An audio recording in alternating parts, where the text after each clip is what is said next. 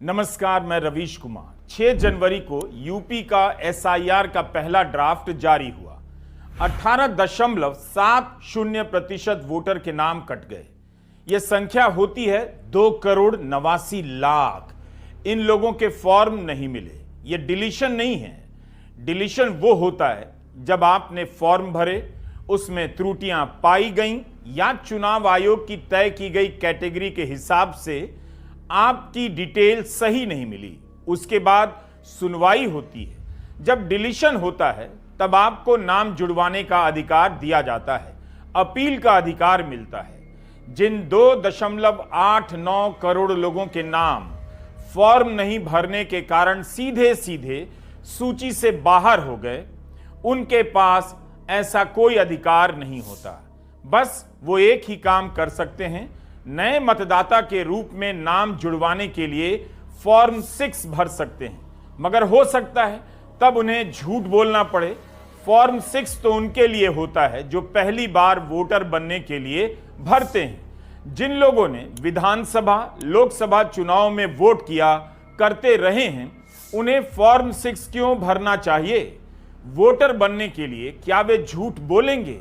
क्या सभी 2,89,00,000 लोग फॉर्म 6 भर पाएंगे? कहा जाता है इनमें से कुछ मृतक हैं, कुछ ने ठिकाना बदल लिया, कुछ ने पलायन कर लिया।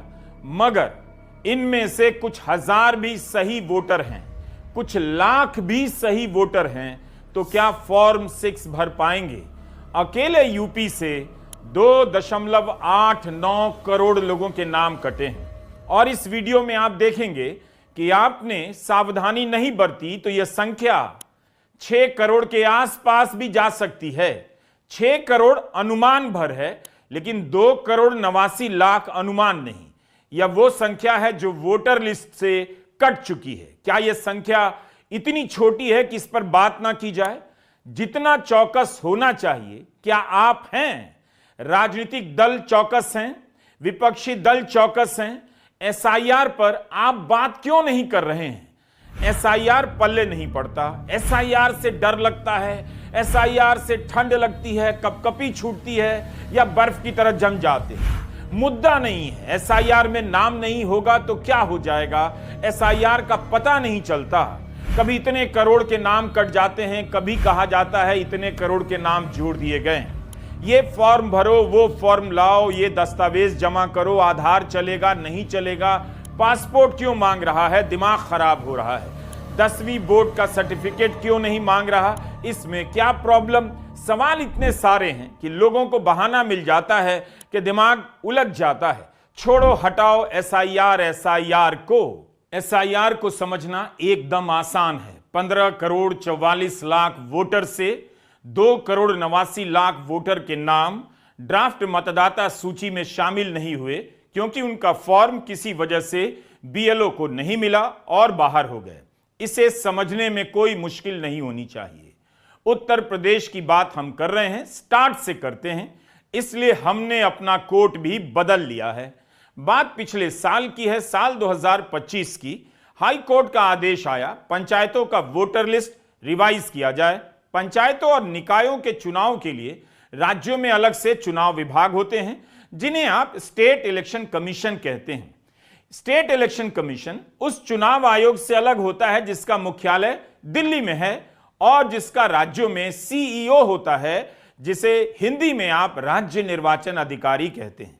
तो पंचायतों का वोटर लिस्ट रिवाइज हुआ। जुलाई से लेकर दिसंबर 2025 के बीच एक्सटेंसिव रिवीजन किया गया। नवंबर और दिसंबर में दिल्ली वाला यानी भारत का निर्वाचन आयोग यूपी में विधानसभा और लोकसभा में काम आने वाली वोटर लिस्ट का रिवीजन करता है, एसआईआर करता है। एक ही समय पर यूपी में 2-2 वोटर लिस्ट अपडेट हो रही थी। पंचायतों का वोटर लिस्ट और लोकसभा विधानसभा का वोटर लिस्ट अपडेट किया जा रहा था। एक साल में 2-2 वोटर लिस्ट झाड़ पोंछ कर नई बना दी गई। तो इससे क्या निकला और मैं एसआईआर के संदर्भ में इसकी मिसाल क्यों दे रहा हूं? जरा रुकिए, एक बार फिर से कोट बदल लेता हूं। तो अब ठीक है, यह जैकेट नंबर 3 है। तो हम थे कहां? यूपी में थे, समानांतर रूप से वहां पैरेलल दो दो लिस्ट बनाई गई। यह देश का विधान है, विधानसभा और पंचायतों की लिस्ट अलग ही होती है, इसमें कुछ भी गलत नहीं होता। लेकिन आदमी तो उतने ही होंगे, वोटर भी उतने ही होंगे। तो हुआ क्या, भारत के निर्वाचन आयोग की लिस्ट में उत्तर प्रदेश में 15 करोड़ 44 लाख वोटर थे एसआईआर के पहले। एसआईआर शुरू हुआ, 6 जनवरी को पहला ड्राफ्ट आ गया और उसके अनुसार 1 जनवरी 2026 को यूपी में वोटर की संख्या 12 करोड़ 56 लाख हो गई। इसमें 9 करोड़ 56 लाख ग्रामीण वोटर हैं, 2 करोड़ 99 लाख शहरी वोटर हैं। इस संख्या को नोट कीजिए, याद रखिए। लेकिन जो पंचायतों की लिस्ट बनी, जिसे बनाया यूपी के ही स्टेट इलेक्शन कमीशन ने, उसमें ग्रामीण वोटर की संख्या क्या आप जानते हैं कितनी थी? उसके लिए हम थी का इस्तेमाल नहीं कर सकते, बल्कि वो है 12 करोड़ 7 लाख ग्रामीण वोटर हो गए पंचायतों की लिस्ट में। एक गिनती में पूरे राज्य में 9.5 करोड़ ग्रामीण वोटर पाए जाते हैं और एक सूची में उसी वोटर की संख्या 12.5 करोड़ से ज्यादा हो जाती है। एक ही राज्य में एक ही श्रेणी के वोटर की संख्या में 2 अलग अलग लिस्ट में 3 करोड़ का फर्क आ रहा है। इतना बड़ा फर्क कैसे संभव है? केरला में भी अंतर आया। भारत के इलेक्शन कमीशन और केरला स्टेट इलेक्शन कमीशन की वोटर लिस्ट में सिर्फ 10 लाख का अंतर था, लेकिन यूपी में पंचायतों की लिस्ट और भारत के निर्वाचन आयोग की लिस्ट में 3 करोड़ का अंतर। थोड़ा ब्रेक ले लेते हैं ताकि मैं फिर से अपना जैकेट बदल लूं, लेकिन आपको कहीं जाना नहीं है। अमर उजाला में छपी कुछ खबरों का कोलाज भी देखते जाइए, पता चलेगा क्या छप रहा है, कैसे छप रहा है। सहारनपुर में 7 विधानसभाएं हैं, इनमें से एक है नगर विधानसभा की सीट। इस पर 1,16,000 लोगों के नाम कट गए। एक विधानसभा में 1.25 लाख से अधिक नाम कैसे कट सकते हैं? सहारनपुर की देवबंद विधानसभा सीट पर 50,839 मतदाता लिस्ट से हट चुके हैं। नकुड़ विधानसभा में करीब 44,000 मतदाता ड्राफ्ट लिस्ट से हटा दिए गए हैं। कायदे से इन सब विधानसभाओं में दोबारा एसआईआर होना चाहिए। सीरियस। इसके अनुसार जिन सीटों पर 2022 में कम वोट डाले गए और वहां बीजेपी जीती है, उन सीटों पर वोट ज्यादा कटे हैं। नॉक जरा दिमाग लगाइए, क्या मतलब हो सकता है और ऐसा कैसे हो सकता है? ये जो नॉक है सहारनपुर से शुरू नहीं हुआ, शेक्सपियर ने इसे लोकप्रिय बनाया। मैकबेथ नाटक की मशहूर लाइन है। तो बात हम ये कहना चाहते हैं कि ग्रामीण वोटर की संख्या है 12 करोड़ 7 लाख और एसआईआर के पहले ड्राफ्ट में यूपी के कुल वोटर की संख्या है 12 करोड़ 56 लाख। नंबर का मामला थोड़ा अजीब तो होता है। कुंभ में ही दावा कर दिया गया कि 66 करोड़ लोगों ने स्नान किया। कब गिना, कैसे गिना, जब सवाल उठा भुला दिया गया। लेकिन छपी हुई हेडलाइन अब भी निकल आएगी कि 66 करोड़ लोगों ने भारत भर से आकर कुंभ में स्नान किया। सरकार चाहे तो कोई भी नंबर दे सकती है, तब तो यूपी ने 66 करोड़ गिन लिए। अब तो जवाब दीजिए कि पंचायतों के वोटर लिस्ट में ग्रामीण वोटर 12 करोड़ 7 लाख हैं और राज्य के वोटर लिस्ट में कुल वोटर 12 करोड़ 56 लाख। शहर वाले गए कहां? वो क्यों नहीं है? कहां हैं? या शहरों की जितनी बड़ी आबादी भारत के निर्वाचन आयोग की तरफ से बनाए ड्राफ्ट की सूची से गायब हो गई है?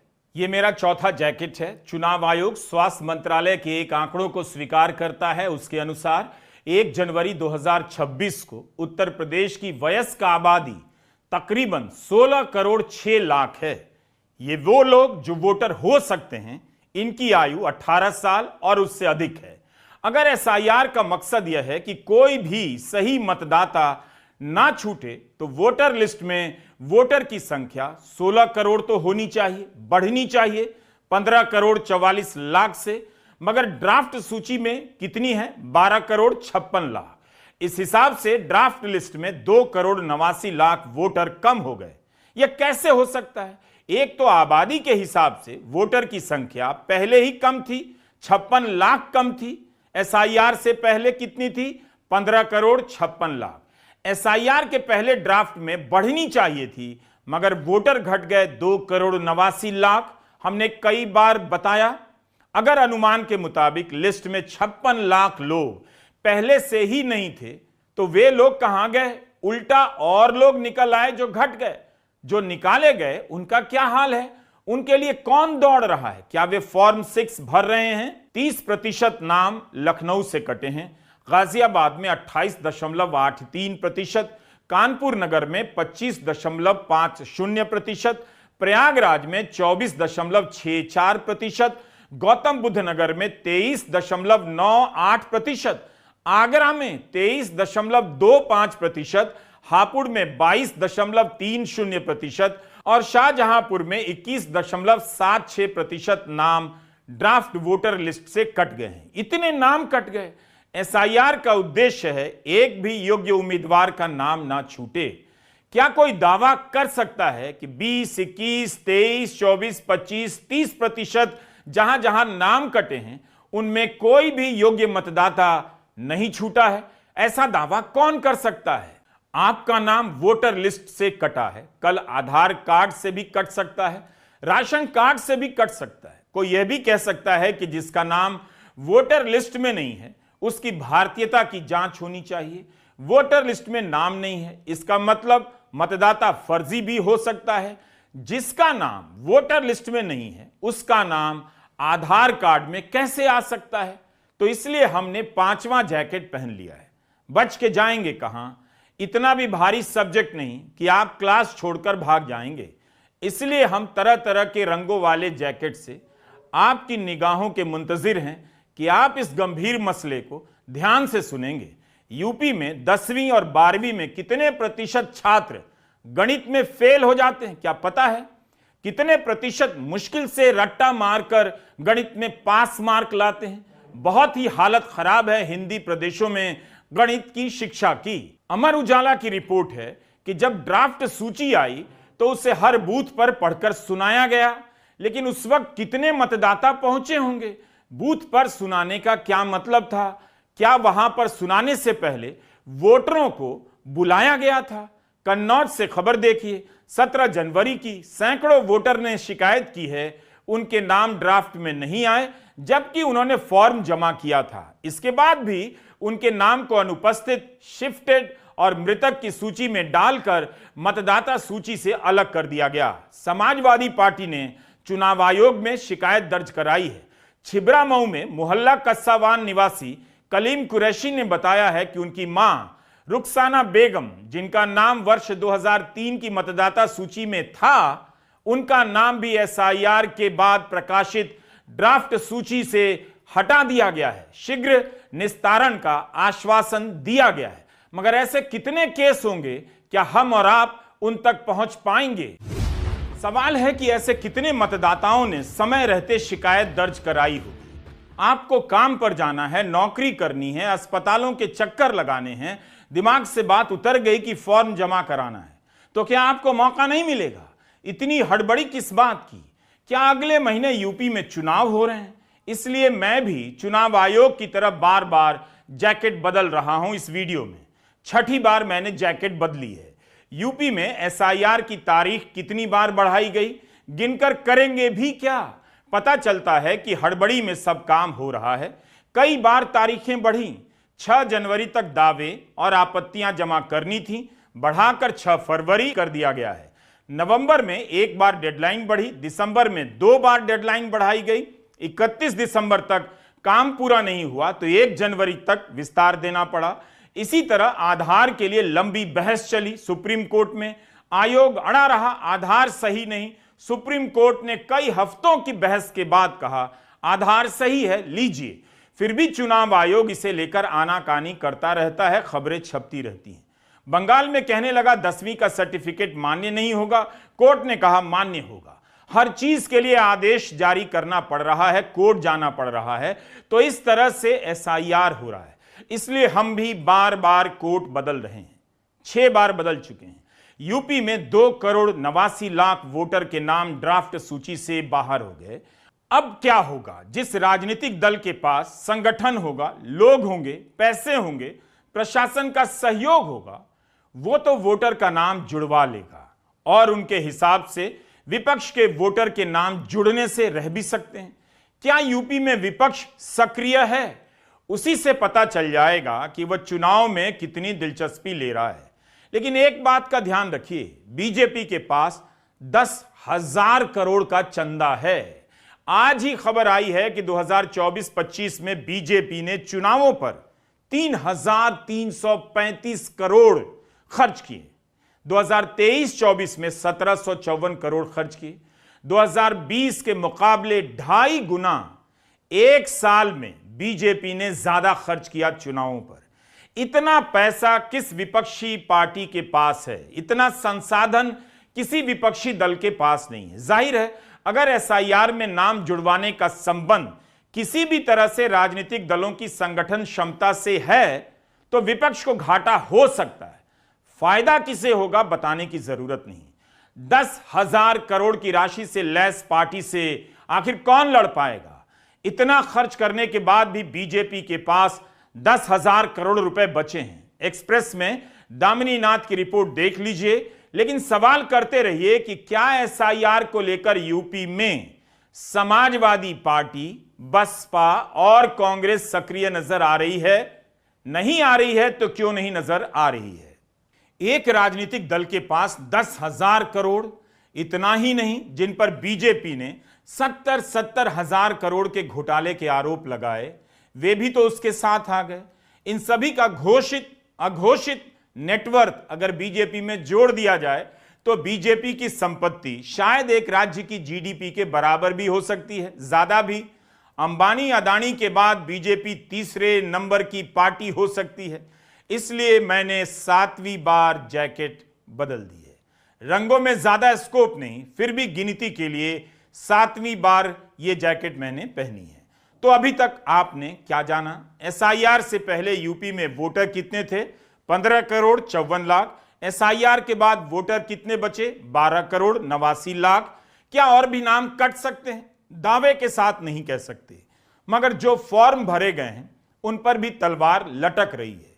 जिन लोगों के नाम ड्राफ्ट लिस्ट में आ गए हैं, अगर उन्होंने फॉर्म भरने में गलती की है, जैसे उस कॉलम को नहीं भरा कि आप 2003 में वोटर थे या नहीं, ऐसे फॉर्म को अनमैप्ड फॉर्म कहा जाता है।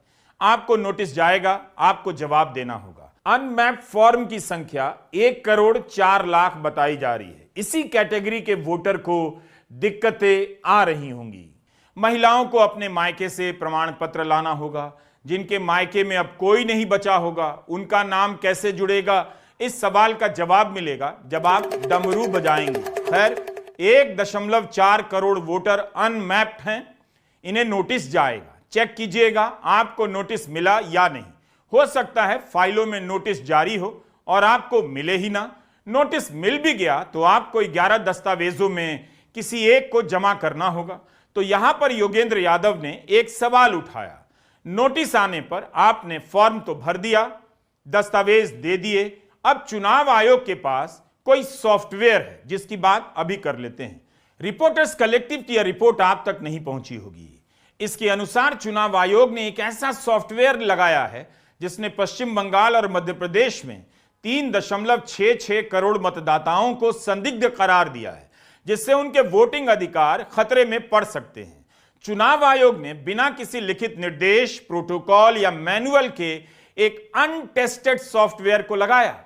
यह खबर सूत्रों के हवाले से लिखी गई है कि इस सॉफ्टवेयर की मदद से करोड़ों वोटर को संदिग्ध रूप में चिन्हित किया जा रहा है। ये वही हैं जिन्हें लॉजिकल डिस्क्रिपेंसी वाले केस कहा जाता है। जो पहले का वोटर लिस्ट है, एसआईआर से पहले का, उसका डिजिटाइजेशन किया गया। रिपोर्टर्स कलेक्टिव का कहना है डिजिटाइजेशन में बहुत खामियां हैं, इसलिए सॉफ्टवेयर के नतीजे भ्रामक हो सकते हैं।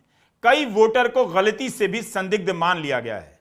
आप शायद सो रहे होंगे या किसी बाबा के चक्कर में फंसे होंगे, इसलिए रिपोर्टर्स कलेक्टिव की इन खबरों पर आपका ध्यान नहीं गया होगा।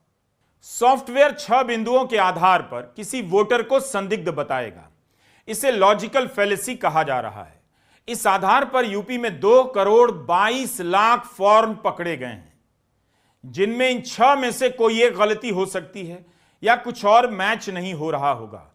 जैसे आपकी उम्र और पिता की उम्र में 15 साल से कम का अंतर है, आपकी उम्र और दादा की उम्र में 40 साल से कम का अंतर नहीं है, तो नाम कट सकता है। ऐसी स्थिति में आप क्या करेंगे? यह मेरा 8वां जैकेट है। पश्चिम बंगाल में भी लॉजिकल फैलेसी का मामला आया। सरकार को लगा होगा इस आधार पर नाम कट जाएंगे तो सुप्रीम कोर्ट चली गई याचिका लेकर कि लॉजिकल फैलेसी की स्क्रूटनी पर रोक लगे। कोर्ट ने इंकार कर दिया, लेकिन चीफ जस्टिस ने कहा कि सुधार करना है बेशक कीजिए, मगर पारदर्शी तरीके से। क्या यूपी में या अन्य कहीं भी यह काम पारदर्शी तरीके से हो रहा है? कौन जाकर देख रहा है? उसकी क्या व्यवस्था है? कोर्ट को आदेश देना पड़ा कि लॉजिकल फैलेसी के जो केस हैं उन सभी के नाम बूथ से लेकर पंचायत के स्तर पर सार्वजनिक रूप से लगाए जाएंगे। सुप्रीम कोर्ट को बंगाल सरकार से यह भी कहना पड़ा कि चुनाव आयोग को और अधिक लोग उपलब्ध कराए जाएं, तो हर बात के लिए कोर्ट जाना पड़ रहा है, कोर्ट से आदेश लाना पड़ रहा है। यूपी में लॉजिकल फैलेसी की कैटेगरी में 2 करोड़ से अधिक वोटर पर तलवार अभी अटकी है। उनका नाम अंतिम सूची में आएगा या नहीं, आज किसी को नहीं मालूम। कितने वोटर समय पर दस्तावेज जमा करा पाएंगे? इस तरह अगर आप नंबर को देखेंगे, 2 करोड़ 89 लाख वोटर तो ड्राफ्ट सूची से ही बाहर हो गए। 1 करोड़ 4 लाख को नोटिस गया। 2 करोड़ 22 लाख वोटर की लॉजिकल फैलेसी यूपी में निकली है। अंतिम रूप से कितनों के नाम कट जाएंगे यह पता चलेगा 31 मार्च को, जब अंतिम सूची आएगी। हमने आपको जो कुछ भी बताया मीडिया में छपी खबरों से जुटाकर बताया है। फिलहाल आप कह सकते हैं कि 3 करोड़ 60 लाख वोटर को दस्तावेज देने हैं, उन्हें अपील करनी है। योगेंद्र यादव तो कहते हैं आज की तारीख में 6 करोड़ वोटर की गर्दन पर तलवार लटकी हो सकती है। 2 करोड़ 89 लाख के तो फॉर्म ही नहीं आए, उनके नाम ड्राफ्ट सूची में ही कट गए। यह बताया जा रहा है कि इनमें से वो लोग हैं जो पलायन कर गए, जिन्होंने अपना ठिकाना बदला या जो मर गए। इतनी जल्दी कैसे पुष्टि हो जाती है? उस हिसाब से भी यह संख्या बहुत ज्यादा है। योगेंद्र कहते हैं कि जिन राज्यों में पलायन हुआ है, यानी जो इन माइग्रेशन स्टेट हैं जैसे तमिलनाडु, वहां भी तो वोटर के नाम कटे हैं, 97 लाख नाम कटे हैं। अगर माइग्रेशन के कारण यूपी में वोटर की संख्या कम हो रही है, तो उन राज्यों में वोटर की संख्या बढ़नी चाहिए जहां यूपी बिहार से लोग काम करने जा रहे हैं। वहां तो वोटर की संख्या घट रही है। इधर यूपी में एडल्ट आबादी से भी वोटर की संख्या कम हो जाती है। 3 करोड़ लोग माइग्रेशन नहीं कर सकते हैं। यह संख्या अविश्वसनीय, अप्रत्याशित मालूम पड़ती है। इसलिए हमने यह 9वां जैकेट पहना है। किस लिए पहना है? यह बताने के लिए कि एसआईआर का तरीका भी नौरंगा अचार की तरह हो गया है। कभी आदेश है, कभी आदेश नहीं है, कभी ये सॉफ्टवेयर, कभी वो सॉफ्टवेयर, कभी ये दावा, कभी वो दावा, कभी प्रेस रिलीज में पर्याप्त जानकारी नहीं। इसीलिए हमने इन 9 जैकेट के जरिए आपको बताने की कोशिश की कि 9 जैकेट का कोई तुक नहीं और एसआईआर का भी कोई तुक नहीं। एक नेता है मेरे अलावा जो इस देश में हर दिन कपड़े बदल बदल कर आपको भरमाते हैं कि देश बदल गया है, सुपर पावर हो गया है। मगर हमने इस वीडियो में 9 बार जैकेट इसलिए बदले ताकि आप समझ सकें कि एसआईआर गंभीर मुद्दा है। यह बात गलत है कि एसआईआर मुद्दा नहीं है। मुद्दा तो नाला भी नहीं था, नाले की दीवार भी नहीं था, लेकिन नोएडा में युवराज की जान चली गई। प्रशासन जुट तो गया मगर बचा नहीं पाया। यही भारत की व्यवस्था है। प्रशासन एक दिन के लिए जुट जाता है, इसका मतलब नहीं कि सारे बीएलओ लगा देने से 1 साल का काम 1 या 2 महीने में हो जाएगा। बीएलओ की हालत खराब हो रखी है, उनकी कोई सुनने वाला नहीं। उन पर बोलने की पाबंदी ना होती, कार्रवाई का डर नहीं होता, तो इतना कुछ बताते कि आप यकीन नहीं कर पाते। बीएलओ पर एफआईआर की तलवार लटका दी गई है। क्या युवराज मेहता की जान जाने के कारण नोएडा के सीईओ, नोएडा के डीएम के खिलाफ एफआईआर हो सकती है? नहीं। बीएलओ टीचर होते हैं, जिससे मन आता है टीचर को हाँक देता है। फिर सारा देश नौटंकी भी करता है, हम टीचर का बड़ा सम्मान करते हैं। किसी की कोई सुनने वाला नहीं। इसका मतलब यह नहीं आप देखना बंद कर दें। नमस्कार, मैं रवीश कुमार।